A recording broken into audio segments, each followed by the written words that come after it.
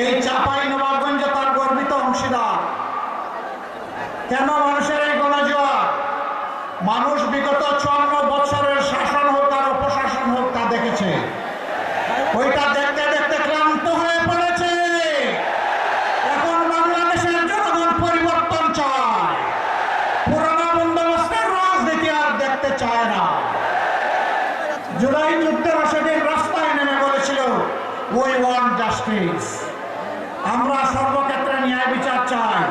তার মানে হলো ন্যায় বিচার নাই, সেই ন্যায় বিচার আমরা প্রতিষ্ঠা করতে চাই ইনশাআল্লাহ। রাজার জন্য যে বিচার, সকলের জন্য সেই একই বিচার।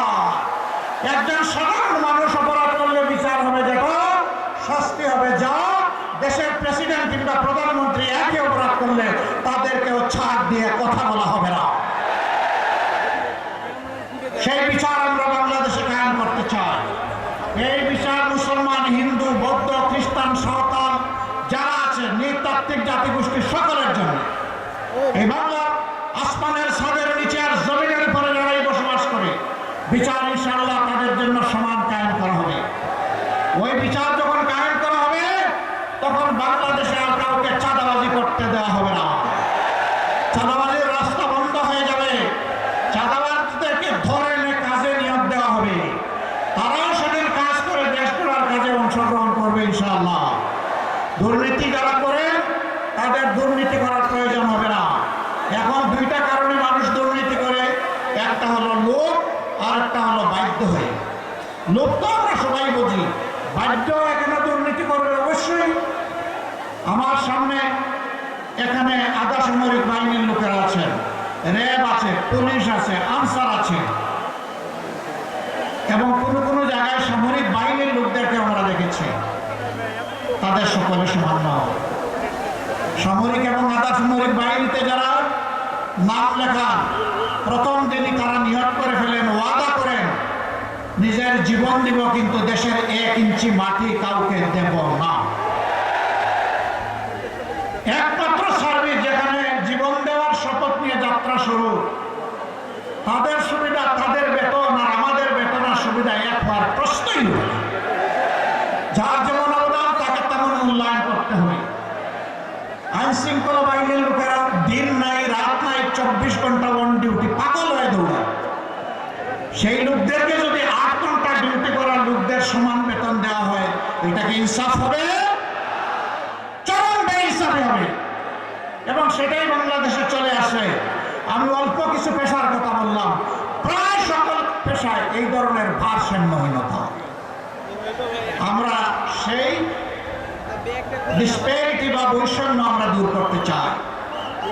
যার যেটা ন্যায্য পাওনা, একজন কর্মচারী কর্মকর্তা, সে সরকারি, আধা সরকারি, স্বায়ত্তশাসিত, বেসরকারি, যেখানেই হোক, সে যেন তার পুরো মেধা যোগ্যতা উজাড় করে সেখানে সেবা দিতে পারে। আর রাষ্ট্র এবং নিয়োগকারী সংস্থাও যেন তাদেরকে সম্মানের সাথে বসবাস করার মতো সুযোগ তাদের হাতে তুলে দেয়। আমরা তা নিশ্চিত করবো ইনশাআল্লাহ। আমাদের যুবকরা, যুবতীরা তারা বেকার ভাতার জন্য আন্দোলন করে নাই, তারা হাতে হাতে কাজ পাওয়ার জন্য আন্দোলন করছে। আমরা যুবক যুবতীদেরকে ওয়াদা করছি, অঙ্গীকার করছি, তোমাদের হাতে অপমানের ওই বেকার ভাতা আমরা তুলে দেব। বরঞ্চ তোমাদের হাতে হাতে আমরা তোমাদের হাতগুলোকে দক্ষ হাত বানিয়ে ইনশাআল্লাহ তোমাদের মর্যাদার সাথে যা, সেই মর্যাদাপূর্ণ কাজ তোমাদের হাতে তুলে দেব। সেদিন তোমরা এই দেশ গড়বা, তৈরি হয়ে যাও। এই দেশ তোমাদের জন্য আমরা গড়তে নেমেছি। তোমাদের হাতে এই দেশের ভার আমরা তুলে দিতে চাই।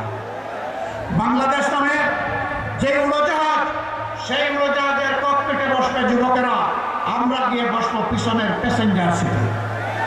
দেশ তারা রকেট গতিতে চালিয়ে সামনের দিকে নিয়ে যাবে। পিছনে তাকানোর আমাদের আর সময় নাই। সকল জাতি, ধর্ম, গোষ্ঠী, বর্ণ, সমস্ত মানুষকে বুকে ধারণ করে আমাদের এই যাত্রা শুরু ইনশাআল্লাহ। মা বোনদের ক্ষেত্রে আমাদের স্পষ্ট অঙ্গীকার, আপনাদের বহুবিধ অবদান, তার একটারও প্রতিদান দেওয়া আমাদের পক্ষে সম্ভব নয়, ঋণ পরিশোধ করা সম্ভব নয়, কিন্তু আমাদেরকে চেষ্টা করতে হবে। আমরা দুটি জিনিস আপনাদের জন্য নিশ্চিত করতে চাই। একটি হচ্ছে সমাজের সকল স্তরে আপনাদের অধিকার এবং মর্যাদা দ্বিতীয়টি হচ্ছে আপনাদের নিরাপত্তা। আজকে এই দুটিরই অভাব। ইনশাআল্লাহ আমরা এমন একটা সমাজ করতে চাই, পুরুষরা পাবে পুরুষদের অধিকার, মহিলারা নারীরা পাবে তাদের, এবং কোন জালেম আমার কোন মা বোন মেয়ে যারা কারো দিকে চোখ তুলে তাকানোর সাহস করবে না।